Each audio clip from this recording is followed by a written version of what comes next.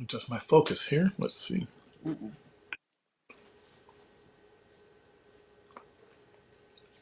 You did. Now I'm not. Here we go. Gremlins in the internet today, gentlemen. I'm sorry, but everything was a bit on the goofy side. So we have Philip Hodgetts this morning down here, lower right, and right below on the other side, Tangier Clark. And we have two other people that are supposed to be logging in, but they didn't show up, so we're going live without them for the time being. So 12 years ago, we had Final Cut Pro was available in the App Store for the first time. 12 years ago today. You guys remember that? You remember? Yes. Very, very well. Very well. So do you remember being in the App Store, or do you remember the LA CPUG preview of it more? I had a slightly different path, so Tangier, maybe you want to take that. I remember I think the preview and the big event and all the cheers and the claps and some of the hesitation about, some of the missing elements, perhaps. It was a weird amalgam, wasn't it? Some people were upset. Some people were. It totally depended on which side of the room you sat on. One side was wildly enthusiastic, and the other side was highly skeptical. And they apparently decided that to be that before the meeting started. And are you being serious? You mean physically? Yeah, it just turned out that way. The one side was cheering, and one group of people reported next day that everybody was in favor, and the other group of people reported next day that everyone around them hated it.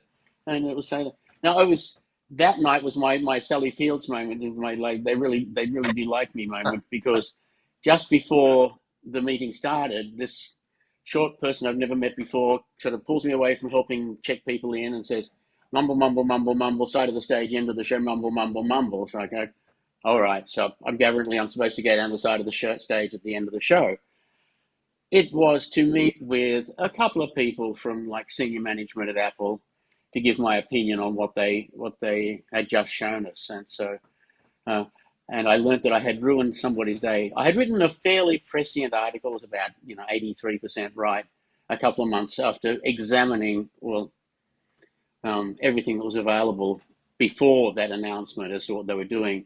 And I said to Richard Taylor, who was the product manager of the day, so I said, I had no inside leak, and he responded with, yes, we know. And it's like, oh, that means that one Monday morning, everyone's cell phones were grabbed. They all had to go and file all their communication and report any communication with me at all, because if there's a hint of a leak, that's how they clamp down on it within Apple. And so, but it was senior marketing, Phil Schiller, and the head of PR at the time were the three people who were chatting with. It's like, oh, actually, they even know who I am. So, and then when it came up to the launch, they gave me a 1 week, the Monday before the Tuesday launch, like a week earlier, they gave me a one-on-one preview of the app and answered most of my questions. And so I wrote a big article, and then for the first part of the week, and then in the next part of the week, I wrote a book called Understanding the Metadata Foundations of Final Cut Pro, which we needed to get published because we needed the money to pay rent, because that's how badly that announcement had affected our income. But that book turned out to have been influential in changing a number of people's mind, and influential even in Focus becoming edited on Final Cut Pro, as it turns out.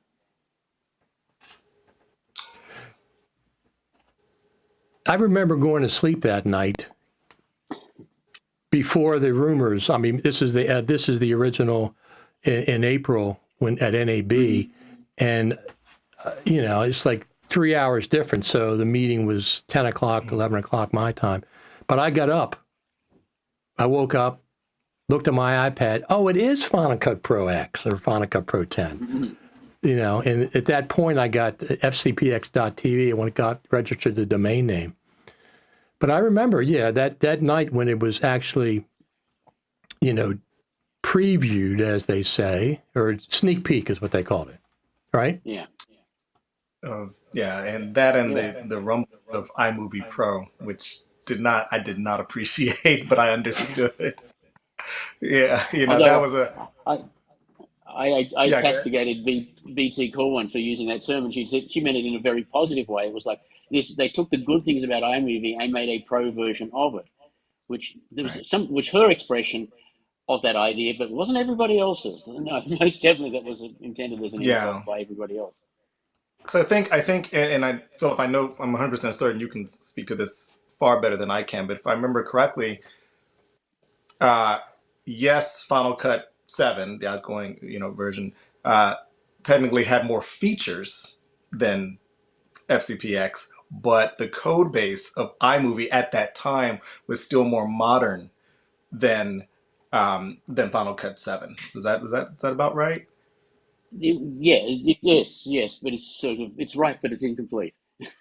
Okay, sure. Right. Um, Yeah, yeah, because the sequence kind of is that Randy created a an iPad an I well a Mac app called iMovie that was when he created it. It was created to be a pre-editing tool for Final Cut Pro 7, or yeah, as it was.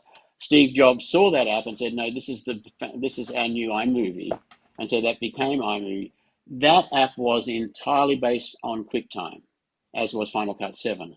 Okay. And so, Final Cut had to be rewritten because they discovered, along with everyone else, that the promised 64-bit version of QuickTime that was promised at one WWDC was rescinded the following year, and Photoshop, After Effects, and everybody, yeah. including Final Cut, suddenly had to regroup and say, "Oh no, we have to rewrite code pretty much from the ground up." Right. Um, Right. and Steve Jobs said, if we're going to rewrite it from the ground up, let's reimagine what it should be like, a modern app should be like. And that's what we got. And I think that was fair because the only app that really has reimagined what editing should be like in this era is Final Cut. Everybody else has Right. borrowed from the concepts that were introduced to that app in this way, that concepts that they dismissed when they were first released, but Right. become, the cut page or Premiere Rush Yeah. or whatever has been inspired by Final Cut's innovation. And so Smart, then smart moves. but the time they were writing Final Cut, they had just ported AV Foundation back from iOS. They Hmm. were heavily dependent on currently they're still under development core video and core image processing, and they were basically building a brand new app on beta foundations in the OS. So I would not like to have been on that team because it's like building a building with the foundations just like Sure. occasionally just moving a little bit on you, and Right. that's not a healthy way to build a building. So we have this comment. I was at the presentation at the super meet. I was standing in the back with my colleagues at Apple, and then I remember the moment perfectly. Exciting moment. Yeah, I'm sure it was exciting to actually have been there. I know I would have liked to have actually been there, but that was before the Creative Summit and stuff, which was the first event I came to, 2016, and then I started going to NAB, and I've been to one LACPUG. I've been to one of those events, but I would have loved to have been there, just to, I to have experience it. In 23 years I have missed 8 Lapsy Pugs. Is that Hmm. right? Yeah, Shame on and you. Shame on you for missing well, 8. I will say that in the first 6 months, I only made 2 out of the first 60. I still lived in Australia, so I do have a small excuse on those. No, absolutely. That's true. You had a big excuse. They're in the wintertime now, right? Australia? Yes, absolutely. Middle of Yeah, winter. that's what I thought. So, let's go ahead, and we have an exclusive announcement. Let's do that first. Let's get that out of the way, and then we're going to dive into things that have happened with Final Cut, specifically, well, the last couple of months plus the last couple of years. We'll talk about that. So our friend from South Africa, Justine Paula Robillard, 12 years still using Final Cut Pro 7 professionally. Something to do with the TV station. Hey, Yeah. if it But yeah, works, the hardware must be getting a bit iffy. I would yeah. think. Don't ever move one of those old Mac Pros. They will die as soon as you move them. They will. Philip, you're so correct. It's so bizarre. Whenever I'm always cautious when I clean up my desk, disconnect all cables, reroute them, and check things, and plug them back in. And sometimes you can plug them back in exactly the same way, and it won't work. And then you have to start troubleshooting. I don't care. I agree with you. I keep an old Mac just for the sake of being able to open up old Final Cut projects, Final Cut Well, 7. I have an original MacBook Pro with Final Cut Pro 7.0.3 and Final Cut Pro 10.0. Yeah, wow. Oh, right. Both. I was running both of them on that original MacBook Pro. I will be honest. When I see that comment, I see Justine's comment that when I think about Premiere, and sometimes people would call that's what Final Cut 8 should have been to that degree. And I look back and I think after using Final Cut Pro, FCPX and now FCP, I think I don't want to go back to that. That it just I don't miss it at all. And then I wonder, how did I get along all these years in Final Cut 7? And I loved it. I absolutely loved it. I did too. I did too. And it was amazing. But moving forward, it was so transformative that even that initial release of FCPX, the productivity was just there was no comparison. It was night and day. I never wanted to go back I to that. believe they built. I believe they built at least one version or two versions of Final Cut 8, or multiple versions. One at least was built on Final Cut Server metadata foundations. It had the sort of design that was somewhat familiar, and they failed to meet the reinvent criteria. I suspect that happened. The change in direction happened in February of 2010, something like that, because there was suddenly all our contacts in the Pro Apps team were in other teams at Apple. Our XML content was within iTunes all of a sudden, which uses a lot of XML, I have to admit. But Okay. Okay. there were rumors of layoffs from the team. Well, they weren't layoffs; they were just redisbursements.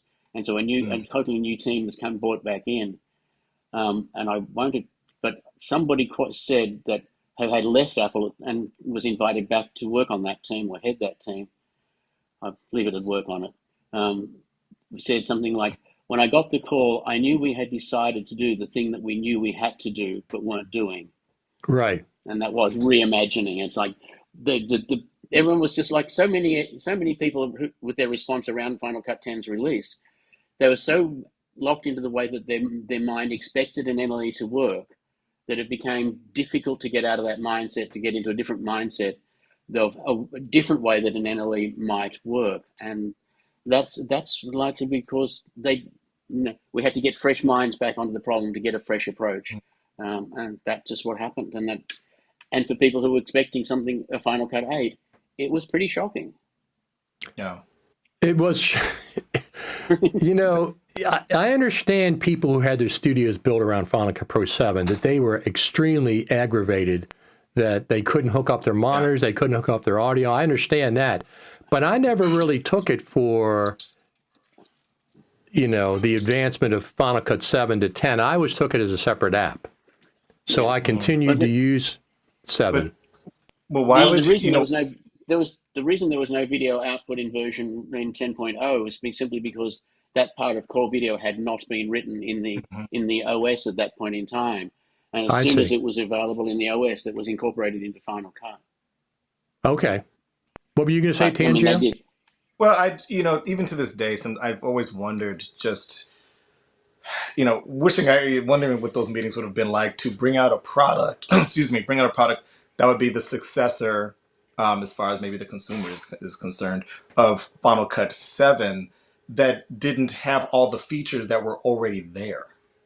Just trying to understand the rationale behind that in terms of Apple's timeline, several years out, and the things that they were planning that we didn't know about at the time. Just trying to make sense of what's the methodology and what's the thinking behind there's obviously a big community behind Final Cut at the time, Final Cut 7, or some Final Cut Legacy, as I sometimes call it, and to bring out the successor to that, and it doesn't have the things that we're already used to. Yes, I understand that there's a reimagining that was needed, and I'm grateful to that. Right. To some of the, but it was a tough, as Philip said, on many things I was just wowed and I was clapping my hands, and on other things I thought, oh my gosh, but now how am I going to do these other things that I don't have that anymore. So it was just, I just wish, like, what are those meetings like? How does that even happen? Who thought that this would be okay? Hmm. And that's all. I wonder what that's like. Well, I think the person who thought it was would be okay was Steve Jobs. So I think the approval came from that level of the company, and there was always that interest in their professional NLE at that level of the company. The amount of Yeah. attention the first icon for Final Cut Pro One, Classic One release, apparently was micromanaged by Mr. Jobs himself. Um, Wow. Wow. so And Let it me didn't, just. and although when it came to this point, well, we have to now we've now been sort of 4 years since the release. We have to get something out relatively quickly. They used the concepts that had been developed by Randy for iMovie and his version of producer's editing tool. Remember, so they took the concepts of keywording, skimming, and those.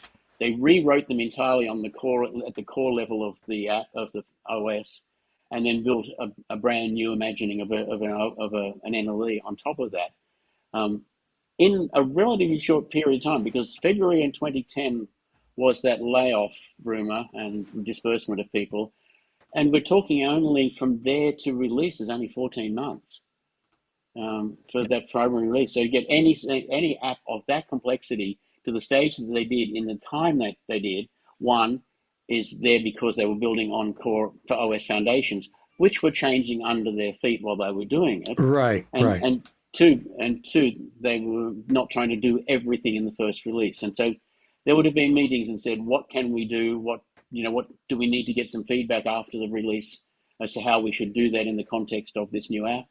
I believe that was one of the reasons why multicam was delayed, is they wanted to get some feedback before they committed to doing multicam in a particular way.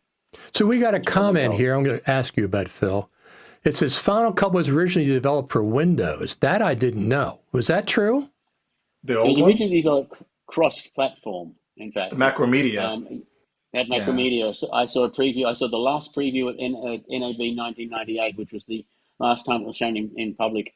And I was desperate to get into the beta program for it. I emailed everybody that I could, but 3 weeks after NAB, they went very, very, very quiet. And that's because they were in the process of being sold to Apple.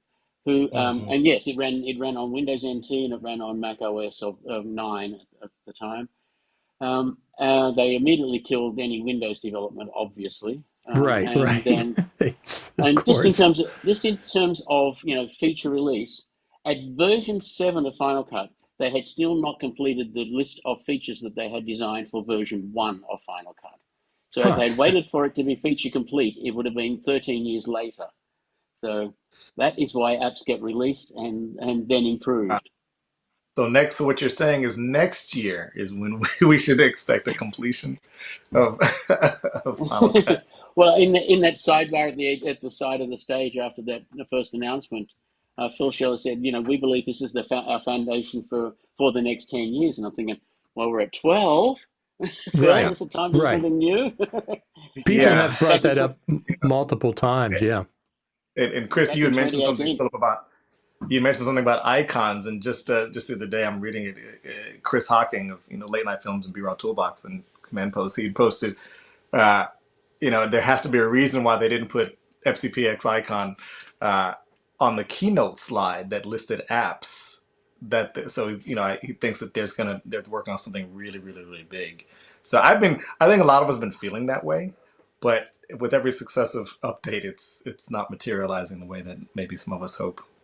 Absolutely. You know, I do hope that they are doing something, reimagining again. Back in 2018, which is now 5 years ago, I wrote a blog post that said, maybe 10 years is enough. Maybe at 10 years we should be reimagining. Maybe at 10 years they should have been starting to think about what AI would be doing in an NLE, because 2 years ago there was the foundations of that would see it. The other thing that I would observe is that everything that has been added to Final Cut recently has been in terms of add-ons to the code, new filters, effectively new effects. Nothing has been done in the core code. They could be working on collaboration as one reason for that, making a lot of changes on that level. Certainly, there was a very long gap of not many features between the non-library version and the library version, while a lot of work was done on restructuring the foundations in the databases. So when there's a long period of not much innovation, I always hope that it's because there's a lot of innovation coming around the corner. And of course, I have absolutely no idea. My own conjecture is my own. I'm commenting because I have no data points. Yeah. So Serena is trying to join us. Let me see if I don't know if I can get her up or not.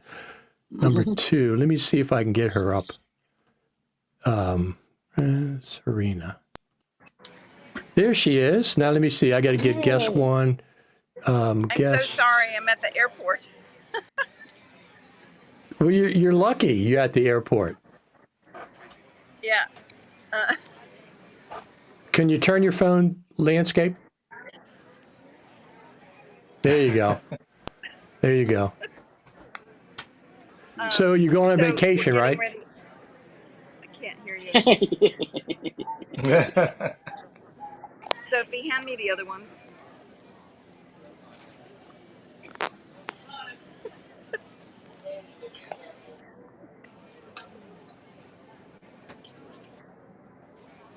Can you hear me? Yes. You're live. Yes. You're live on the air. We can hear you. I'm on the air. This is modern. I'm at the airport. Oh, you going for work or you going for a vacation?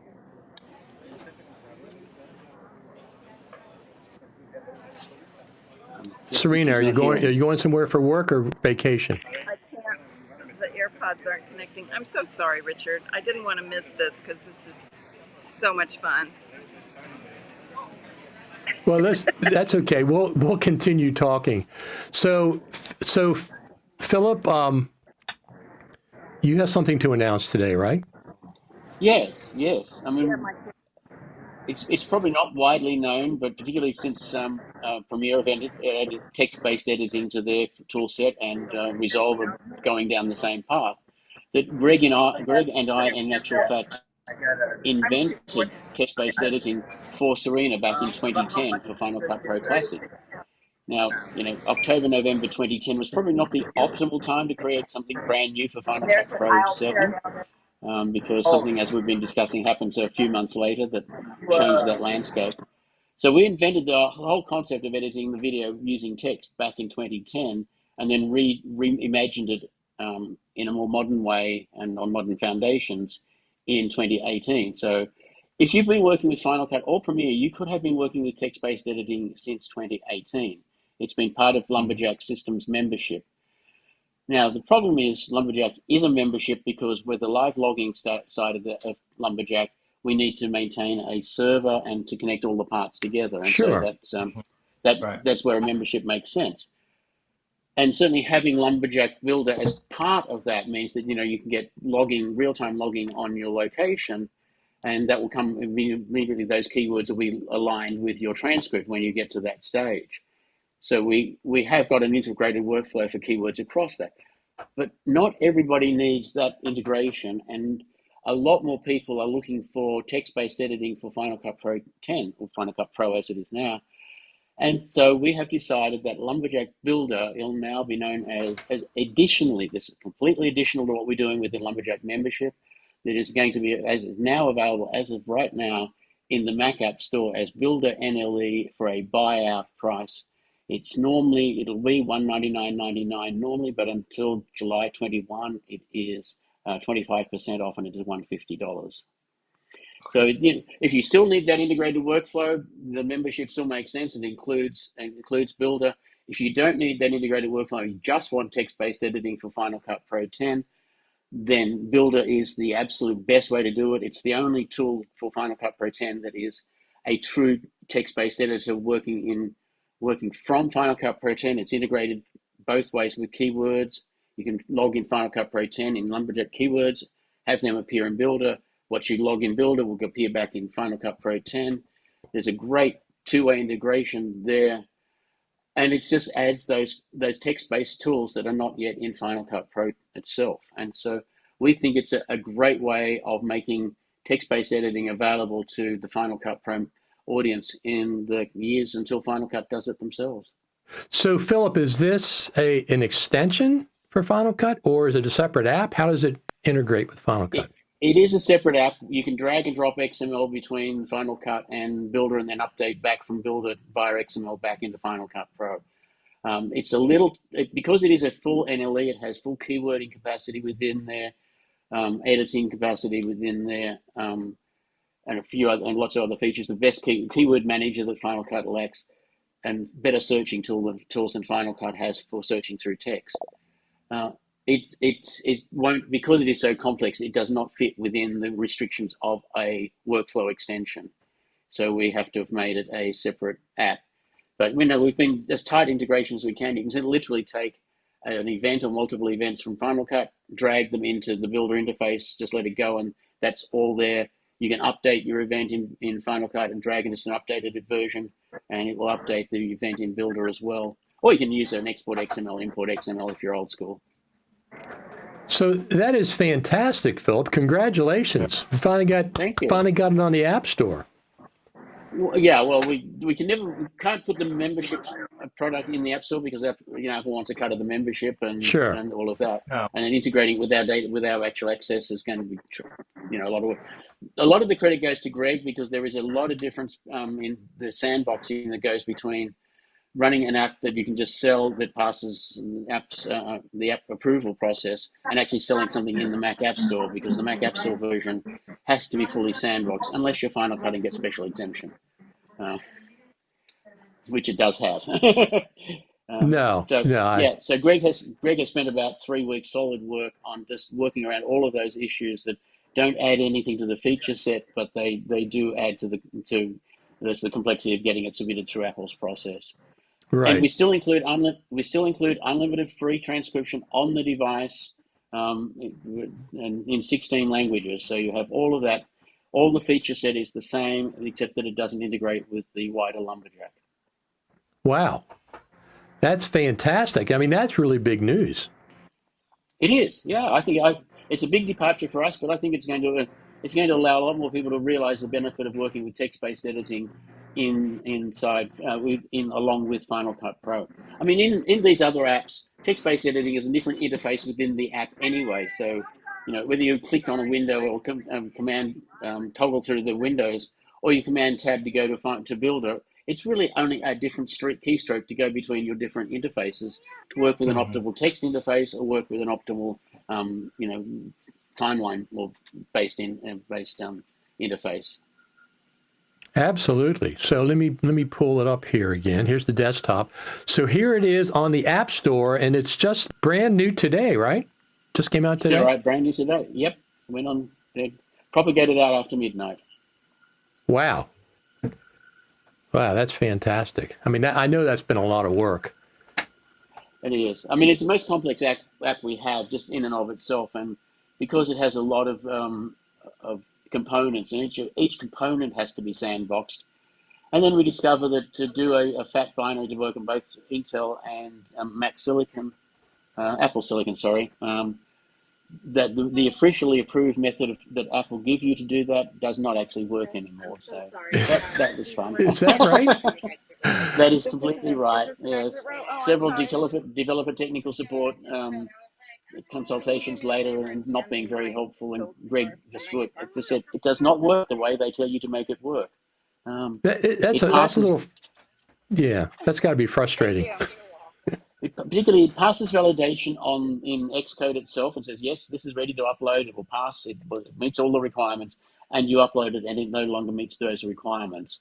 That is very, very frustrating when that happens. And so the Greg found a workaround, found a way of doing it, a different method than the officially approved one, but one that gets it through the App Store, so that app will run on Intel or Mac Apple Silicon. Wow. Well, anyway, once again, Philip, congratulations. So you said it's 25% off for a week, or how long? Until July 21st, which is about a month. Oh, about a month. That's really good. It is a month, yes. Yeah. Yeah, It is a month. yes, exactly 1 month.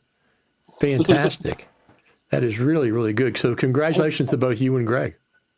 And of course, one of the reasons that Lumberjack came about is because I had this opportunity to do a reality TV series on a solar-powered boat, and I wanted to use Final Cut Pro simply to prove that we could do stuff like this with Final Cut Pro.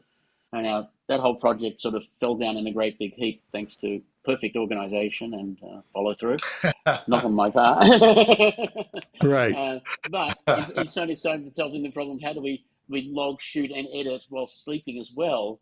The problem that I had to solve for that was create a whole ecosystem that developed from that one particular challenge. And so, it again comes back to Final Cut Pro really changed our professional lives, because we were making a side living from apps for Final Cut Classic. We still had a consultancy going to fill in the gaps. And the Final Cut Pro 10 has allowed us to actually make a full-time living providing apps that enhance Final Cut Pro and to some degree Premiere Pro as well. We don't hate our Premiere Pro customers at all. No, I don't think we hate Premiere Pro. We like to make fun of it once in a while, but no. And, at NAB, Premiere Pro had text-based editing, and DaVinci Resolve 18.5 also, the beta also introduced text-based editing, but Final Cut Pro? No. Nothing. No. So. Actually, I think Adobe's implementation of text-based editing is actually really good. It's integrated right? Nicely. It doesn't lack a major feature. I can't say, oh, but Builder has got this that you don't have. I still think Builder is a more complete solution. Don't get me wrong, but I think their implementation is actually pretty damn good. Yeah. I'm not as impressed by Resolves, but they will iterate quickly and it will probably catch up very quickly. Yeah. Do they have and of course, I haven't tried Premieres. Sorry. No, I was saying, Philip, I haven't tried Premiere's version of it. Is it? Do they have multiple languages? I know people using Resolve have been asking for that. They do have multiple languages, and I think the latest beta of Resolve had some more languages as well. Right. And they're still adding them to the Premiere beta as well. So that is fantastic news. Once again, let me just pull it up here. Once again, it's on the App Store. Go ahead. And I appreciate Adobe, popularizing the concept of text-based editing in a way that I've obviously not been able to get the word out.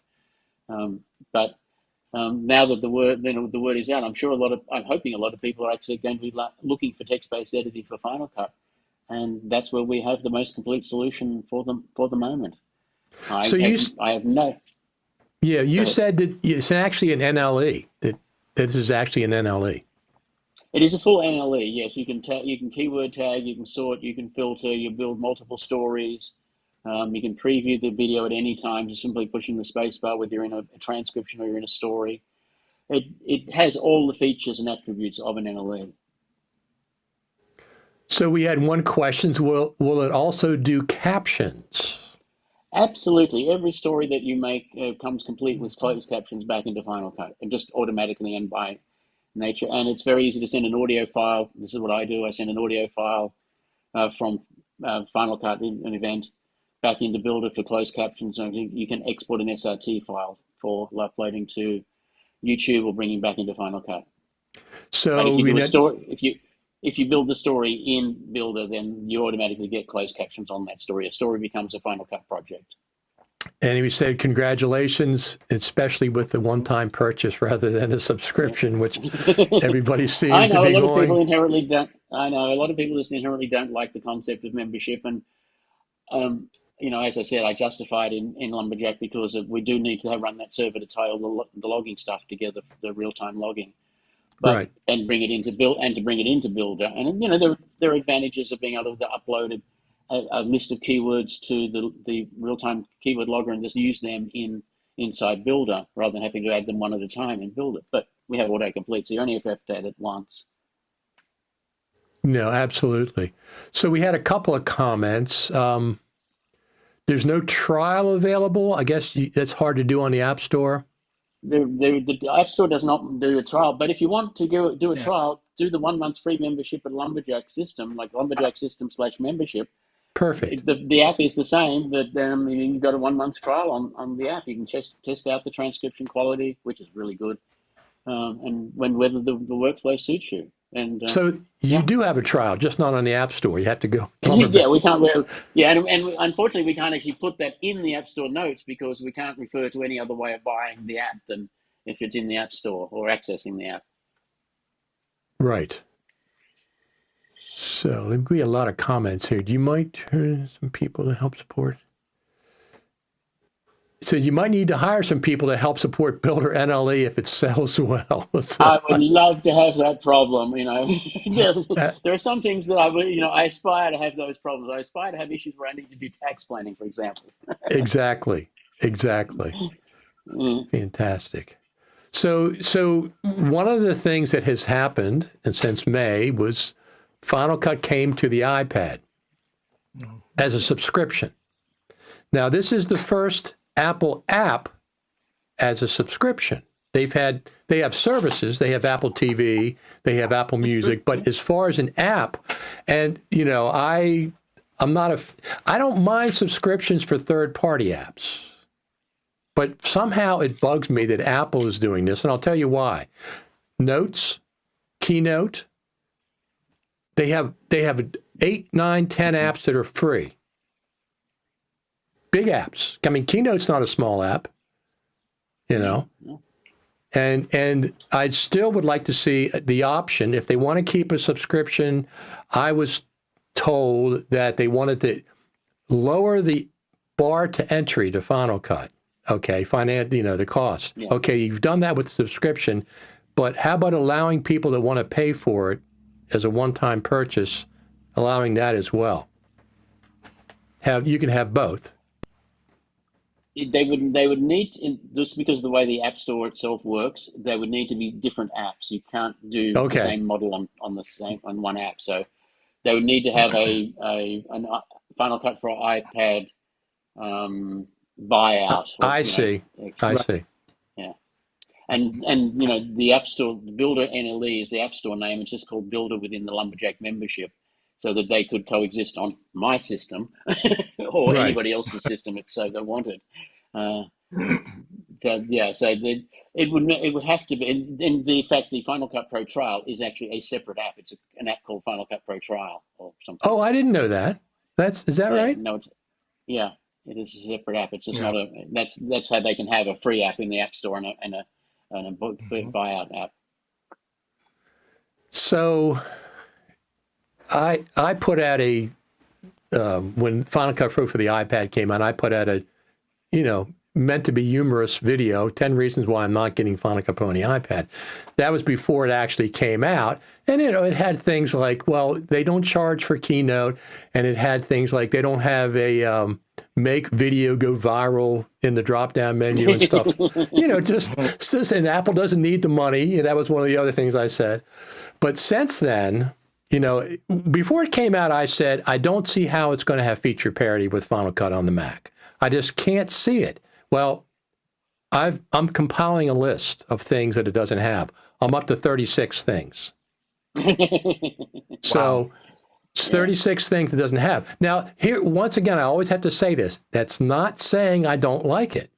I want people to realize that it's not the same as Final Cut on the Mac.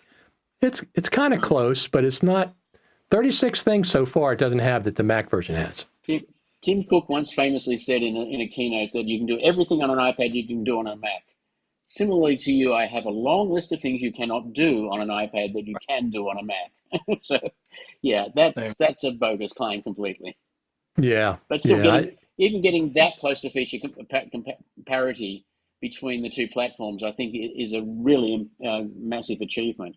No, I agree. I agree. It's just not the same. It's not feature No, parity. no. And I knew it wasn't going to be from the beginning. People were arguing, no, it's going to be, it's the same chip, it's the same this. It's not. It's not. It's not No. the same interface. They don't. The two operating systems don't have all of the same frameworks. They don't match perfectly. Not every feature, even in a core framework, is necessarily on every platform. So there are things that were already running on iOS that would have got them there a little bit quicker, because they were used in other apps like captions. But so they already had some of the work done for captions and other apps that the same team push out. But there was a lot of work, and of course, just the work on iPad may account for the lack of the relative lack of features on the main Final Cut Pro app itself. They may not be working on some great big grand scheme as much as I wish that they were, to my own detriment, because the moment they introduce text-based editing to Final Cut Pro directly, Yeah. the builder market is just going to evaporate completely. I'm aware of that. We've been Sherlock before. Of course. You know, Of course. we got just before Final Cut, the library release came out. We got a call. It's like Greg and I in different rooms on this call, and said, we've been wonderful partners in this. We really appreciate all the support." And I'm in the chat to Greg going, "Uh-oh." There's only bad news coming after that. There is only bad news coming, and we were just being warned that an upcoming release would make the Event Manager 10 app obsolete. That the management features would be actually more inside Final Cut with the libraries, and it was like, thank goodness, finally you did the right thing. Good, great, good. Thanks. Right. Well, that was nice that they called you. That was nice that they called you. Oh yeah, absolutely.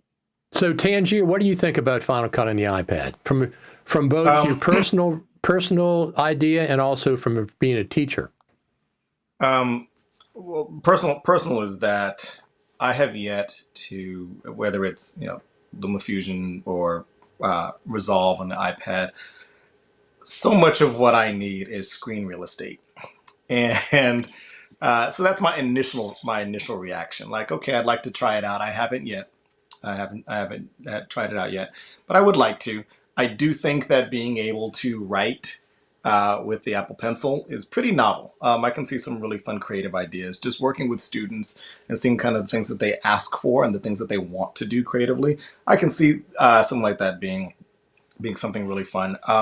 Doesn't really do a whole lot for me, but I can see some potential with that. The subscription really piqued my interest because I didn't know whether or not this is a test bed for a future desktop initiative with Final Cut. So obviously I don't know that, but that's the one thing that does concern me is this really isolated to the iPad, or to the Final Cut on the iPad, or is this let's see how this is going to work out and test the market and see if we can apply what we learned from this to Final Cut Pro on the desktop, whether it's whatever next version, assuming there is going to be another major version, not just a minor update, moving ahead in the future. Or maybe this is just maybe this big thing that we're all hoping for has nothing to do with the desktop at all. Maybe it's to get us to buy a Vision Pro and really start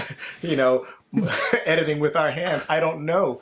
It's pretty compelling. There's a lot of compelling things on the horizon, but my initial reaction is it's interesting, and I'd like to try it out just so I can see how well it works or it doesn't work, and things that I'm missing.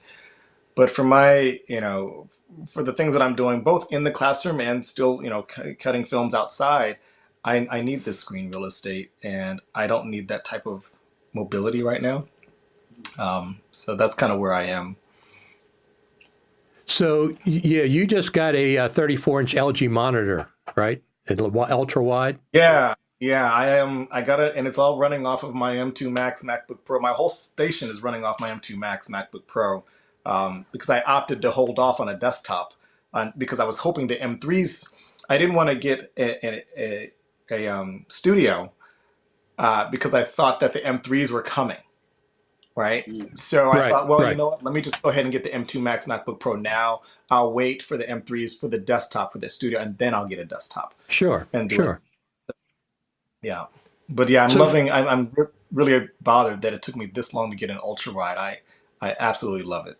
no, I do too. I do too. But the one thing about the ultra wide is for me, even though I love it for the most part, my vision is not that great, and I have to pull the inspector over more toward the center. If I'm doing it, I condense it down if I'm doing a lot of things in the inspector because it's too far over on the right hand side. For Yeah. my vision, I have to actually physically, close it down. I do the same thing when I work at Resolve Studio. If I'm doing a lot of things up in the upper right-hand corner, I pull it over so I can see it more centered rather than looking all the way over. Where is it over there? So that's one Yeah, of the I things. think I was slightly reluctant because I was so used to having for so many years two monitors and sometimes a third, but basically having a space in the center between these two monitors where I could have my camera, and I really didn't want to move that. I Right. got over that quickly. Now my camera is off to the side, and it's fine. So. Um, but I really enjoy. I don't miss the two separate monitors at all. Although I do have a second monitor off to the right that I use for playback and things like that. But I really don't miss having two separate monitors just for the regular work at all. Well, one of the reasons I said I'm not going to upgrade to the Final Cut on the iPad, is I'm not buying a new iPad. I'm sorry. Yeah. I'm not going to, my money's going towards a new M3 MacBook Pro like you are. And the thing is that I can use LumaFusion now on the iPad if I want to edit. I can on the iPad that I have, I can use LumaFusion currently. Right. So if I want to edit on an iPad, and I like LumaFusion a lot, and I'm not saying I don't like Final Cut for the iPad. Make that clear. I do like it, and I'm glad it's finally after all this. People saying, "Oh, it's going to be this year. It's going to be this year. It's going to be this year." And Philip, I want to talk to you about one thing that you said before it came out. When people were saying Final Cut on the iPad, Final Cut on the iPad, Philip said, one of the things you said, do you want them to take resources away from the Final Cut on the Mac team to develop that? Listen, is that what was happening? Do you think that they split their resources that way? I would have thought they had a separate team somewhat. I mean, maybe some commonality.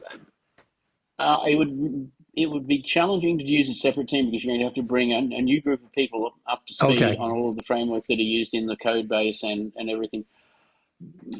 I have absolutely no inside information on this, so I'm conjecturing wildly.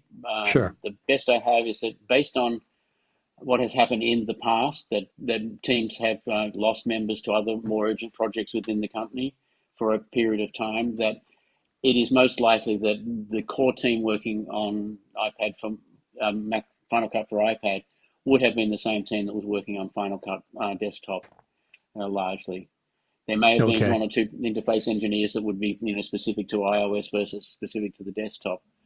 Right. That would probably be slightly separate teams, but since most of the code is common, you would want the same people to be working with it because getting up to speed on someone else's code becomes really, really difficult. I mean, Greg is very good at annotating his code because he's very well aware that the person who's actually annotating it for is himself in 6 months' time. Mm-hmm. Because unless you're working in a particular piece of code all day, every day, you're not, you don't necessarily know what it's doing until you look at the notes and see what it's supposed to be doing.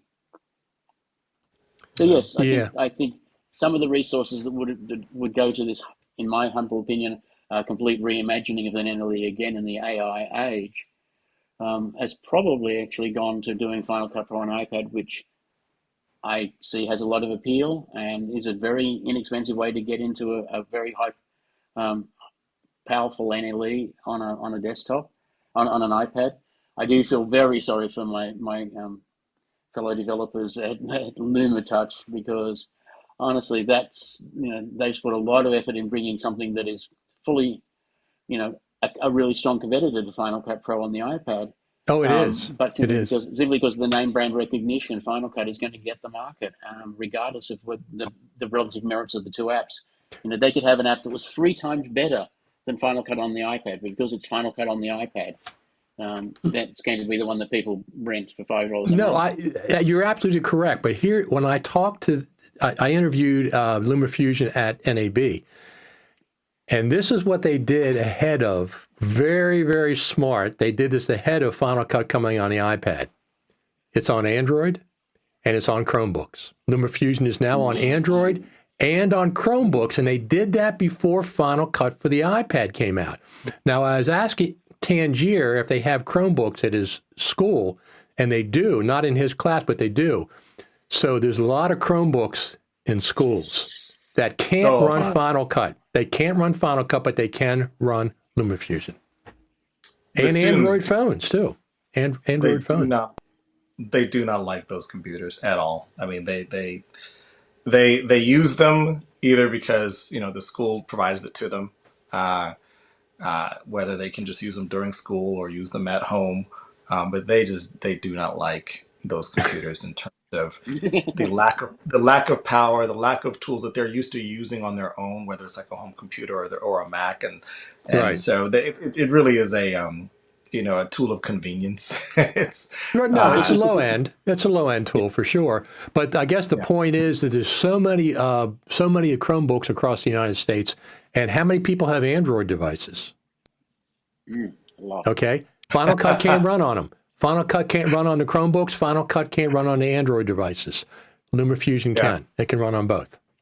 So people in my classes. Whenever we're doing certain media projects, and for one of my classes, they tend to start off with their phones, and they prefer that actually. But I have to, in terms of managing the class, I have to ask some of the students, okay, who has Android and who has iPhones, and you always have the students with Android kind of subtly, like almost reluctantly, like shamefully, like I have one, yeah, because it changes the way, for instance, dealing with getting images off of their phones into the computer and things like that. I have to use an Android file transfer. I just have to kind of plan these things out for certain students.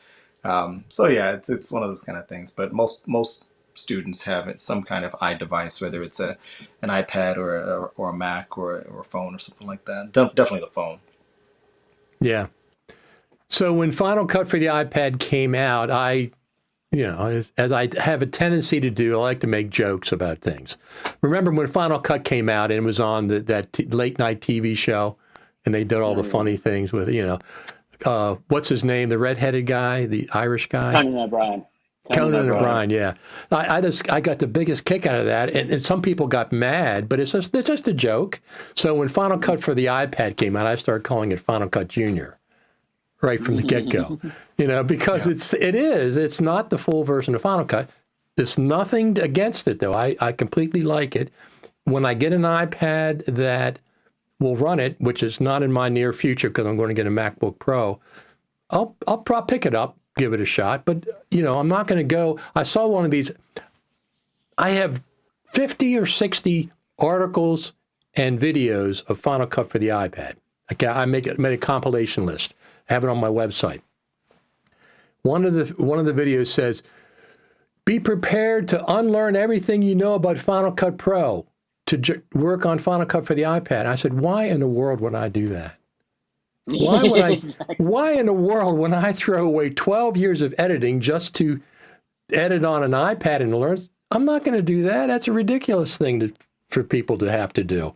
So Final Cut on Final Cut on the Mac is a very powerful, well-established 12 years, even though it's not been developed that much, and maybe because of Final Cut for the iPad, that might be one of the reasons if they had to, divide their resources up, But when I think it was Charlie Rose took a tour of Apple campus or Apple, one of their secret rooms one time, everything was covered up in black cloths. But one of the things that they told him at that point was, we have over 600 people working just on the iPhone camera. Just on the iPhone camera. That's what Apple... Philip, at one point you said there's an optimal amount of people that can work on any given project. 600 seems like it's too many.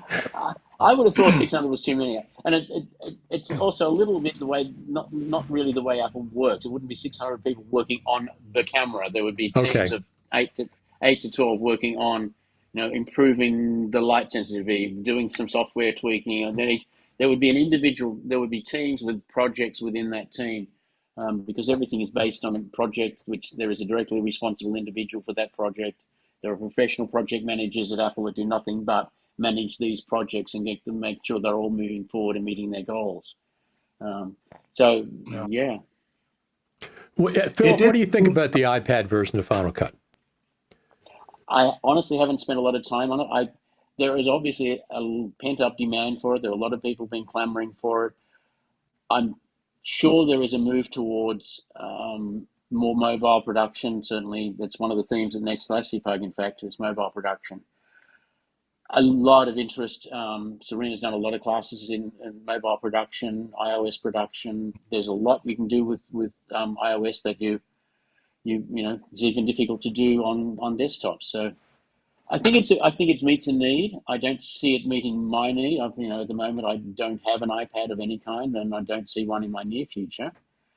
But there's certainly people who are doing things like that. Serena years ago at NAB was shooting interviews on an iPad Pro, editing them on the spot and uploading them from the show floor, within minutes of having shot the interview, and that was 6-7 years ago. So there's definitely going to be a lot of people who can and will use it.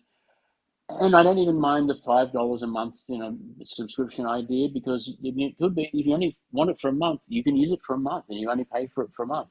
$5 for access to that level of tool is pretty reasonable.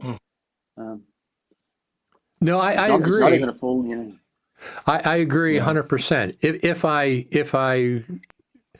I'm not going to go back to the iPad from the Mac. I have no intentions of doing that. It's backwards for me. I already very familiar, 12 years plus the original Final Cut on the Mac, and I like it.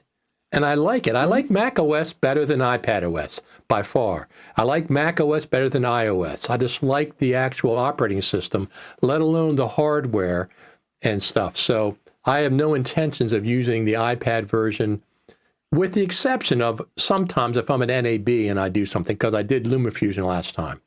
I actually edited on, that's something else. LumaFusion works on an iPhone. Yeah.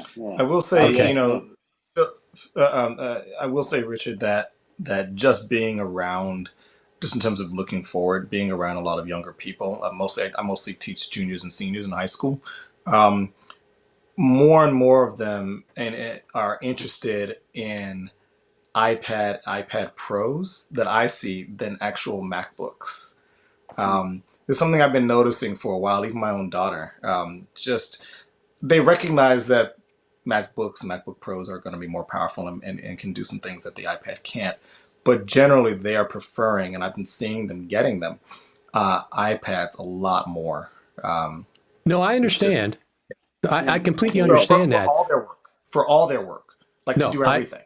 I completely understand that. I'm not, that's not even part of the debate for me. Yeah. One of the things that people have been talking about for years, constant buzzing in my ears, Final Cut in Hollywood, yap, yap, yap. We got to get Final Cut in Hollywood. Does Final Cut for the iPad get us closer to Final Cut in Hollywood? No, it does not. Maybe the opposite. Maybe they're going to say, look, we told you this was not professional application. It's on an iPad now for $4 a month, $5 a month.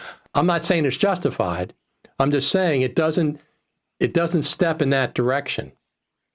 I'm not even saying it's important. Go ahead, Phil. Yeah.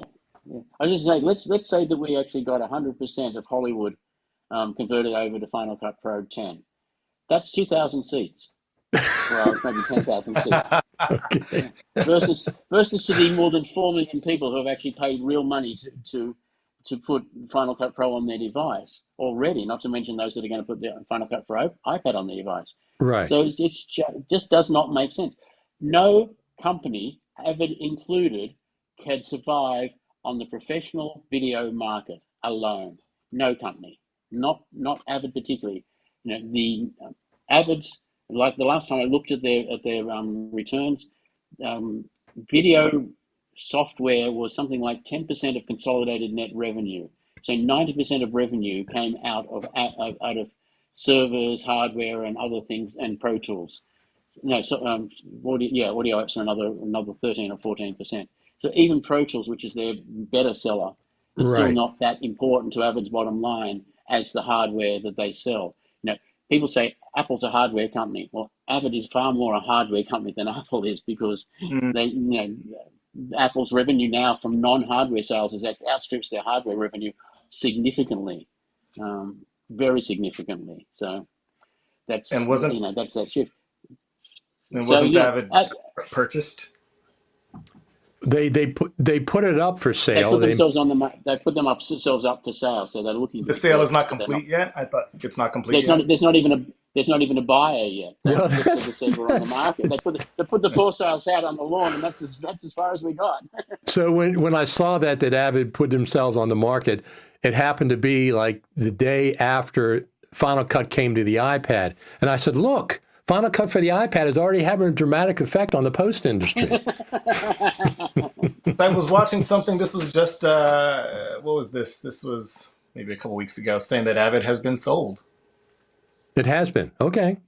Wow. Yeah, I was talking to News to me. two sound designers and sound engineers, friends of mine, and they were talking about Pro Tools, and they were very kind of like nervous, but also glad that maybe Pro Tools would get better. But in any case, yeah, it is something. It's news to me. Yeah, Avid has been sold. This is June 2nd. That posted Did that. it say to who? Who bought them? Let me see if I can find out, but I don't remember. I have to look. It wasn't Tim Cook, was it? He didn't. But there's absolutely nothing at Avid that would be of interest to Apple. That's the thing. Just to get him out of the way. Get him out of the way. Well, but they said, but they're not taking any market away. Well, from that's Apple true. At all. That's true. That's true. Pro Tools is pretty cool. Yeah. But Apple would say, well, we have Logic that is a Pro Tools competitor, if not a full competitor. Right. Oh, No, yeah, I like definitely Logic. I use Logic quite a bit, especially for long form audio. And somebody else says say Avid has been sold 4 weeks ago. Well, it's 4 weeks ago.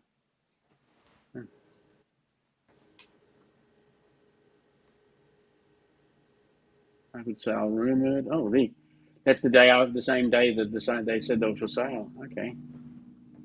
I'll have to look at that after the show, because that's news Yeah, to me, but I'd like to know. exactly. I wonder who bought them. Probably Yeah. Grant Petty. Well, that's another person. That's another person. Grant Petty is that guy's incredible. He's absolutely incredible. Did you know him when you were in Australia, Philip? No, I did not know him when we were in Australia. No. The odd thing is that I'm hardly known by anybody in the Australian industry. I'm much better known in this country, thanks to email lists and the internet. Yeah, absolutely. But speaking of Grant Petty and B-Raw, at least in Sonoma, we have a new framework. That's right. We Yes, have a new framework, a media framework that brings back the likes of Parian. That we can, this would be interesting if we get access to B-Raw in a different way that Chris Hawking implemented it, which he's going to be working on. I think Chris is already working on implementing he is in the Sonoma mother. Yeah. Correct. So do you mean to tell me that the B-Raw issue has always been the OS and not Final Cut? You can support a codec in two ways. You can support it at the OS level, and that would be AV Foundation Core Video. They are not extensible by third parties at this time until Sonoma.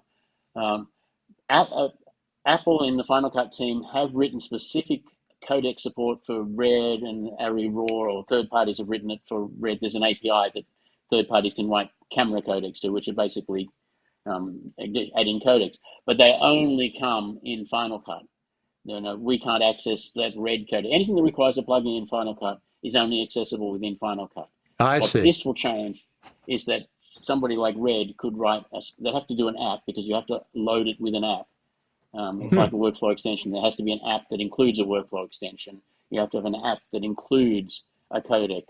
You could you could write an encoding app, say something that would encode B-RAW and include a free decoder that would become system-wide as the decoder.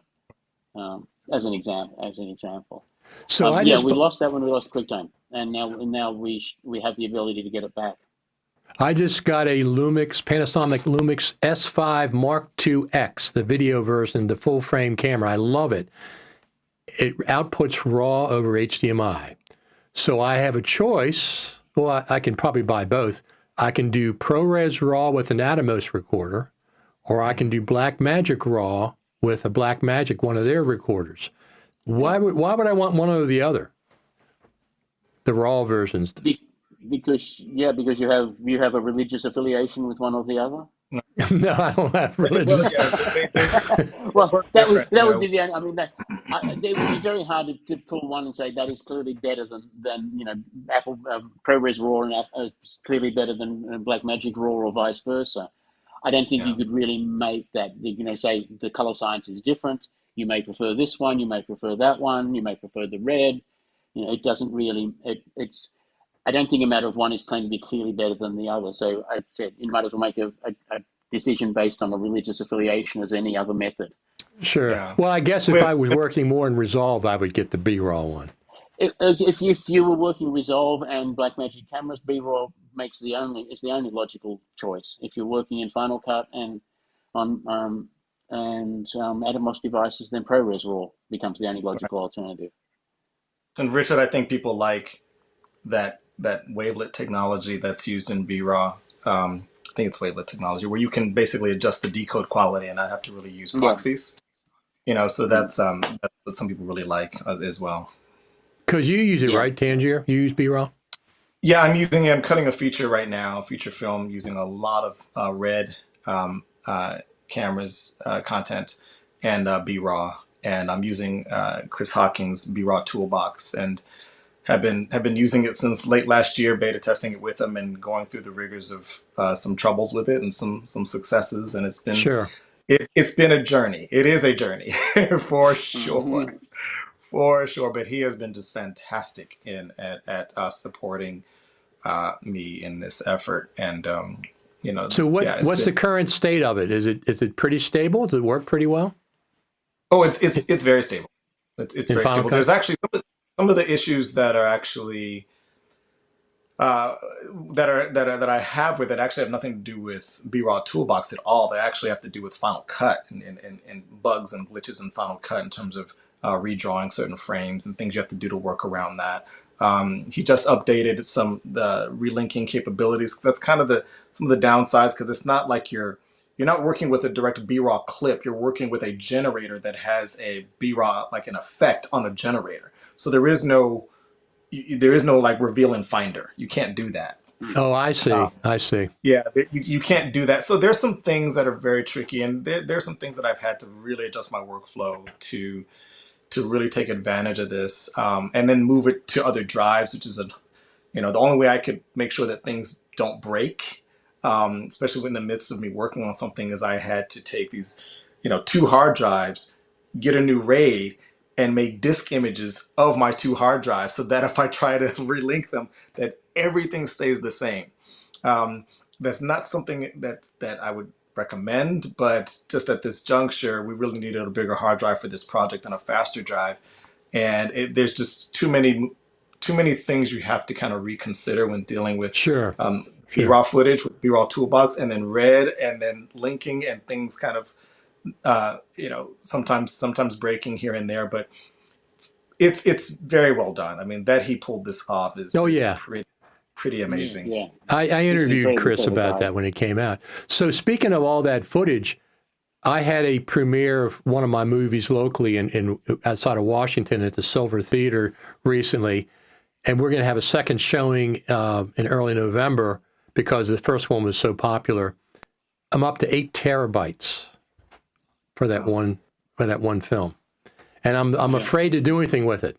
I didn't update Final Cut Pro on that machine because I don't want it to break all these years of work we put into this doc. It's a documentary, local documentary about a band and stuff. So, but that was very successful, and 8 terabytes. It's a lot of information. Well, yeah, I'm pushing right now. I think I'm about 21. Are you that much? That's a lot. How many copies of that do you have? You got to have 3 probably. Yeah, there's a couple copies. The writer producer, writer director. She's got her copy, and then I've got two copies here with me. So it's a big undertaking, bigger than even I imagined. Especially now that we're at the point where I'm delivering to color, and it's just there's just things that I typically don't. I'm not used to having to think about that I have to rethink and make sure I'm very meticulous and careful about to make sure that all the teams are getting what they need to get properly. But in the case of the B-raw footage, Chris built those tools in there, and he's got online support and direct support that I've gotten from him that has just been incredibly helpful. I don't think I could have gotten through a lot of this. And I think he welcomes this because he wants to know what's working and what's not and things like that. So it really helps him to see the problems I'm facing. Same with, I'm sure both of you have maybe heard the name Joe Marler. He has just found digging into the code of Final Cut with my timeline and finding out some problems with the way Final Cut and the GUI is working or not working with big projects and how it just really gets bogged down. And he's been doing extensive work on my timeline to try to make sense. And through that process has found some significant problems with the way that Final Cut manages large timelines. So that involves using intelligent assistants to bring some of the stuff out of Premiere into Final Cut. And that's how we even got this far. We couldn't, so that's how we all started. I requested. I said I do not want to work on Premiere on this project, and so I need to use a 7 to X to get me over here. So yeah, absolutely. That's another one of Philip's fantastic apps. Philip and Greg. Oh, speaking of Philip and Greg, stay tuned. I got a feeling that the Creative Summit is going to be back in person in September. I hope so. Yeah. I mean, November, I'm sorry. So. Well, because last year it didn't work out so well, right? They only did 5 cities in the United States. They dropped the 5 European cities. So Yeah, I'm just... They got postponed, and I don't think they've ever been rescheduled. Right. It's to be determined is what it was. But so I'm figuring, I've been saying this for months now that I think there's a good chance that we're going to be back in Cupertino in person in November for a real creative summit. That would be fantastic. I really miss that. It would be fantastic. Yeah. I really it miss would that. largely depend on Apple's situation, whether Apple are happy to provide some sort of incentive, like a visit to campus or something like that. That has always been a big draw in the past. Yeah, we've had, we were supposed to go to the Spaceship Campus the last 2 times, 2018, 2019, and both times they fell through.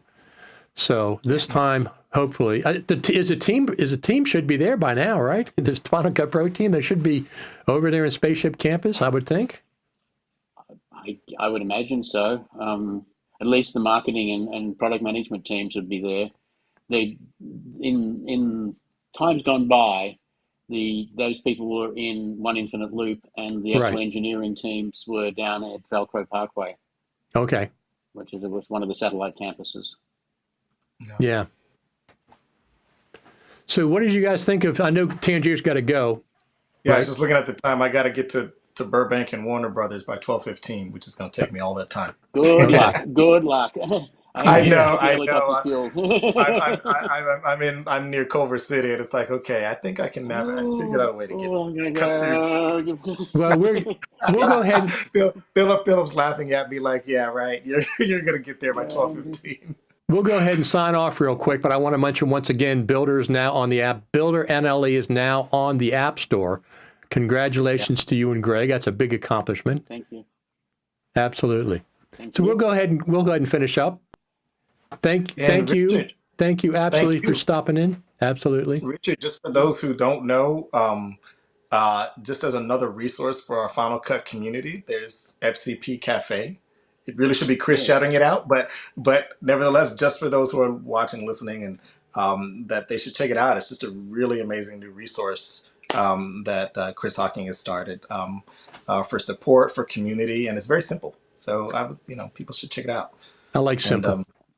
and Philip, you got to put your stuff up there too.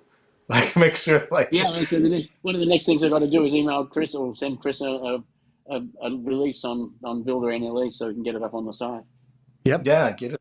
It's quickly becoming a really really nice hub for all things Final Cut, including bug tracking.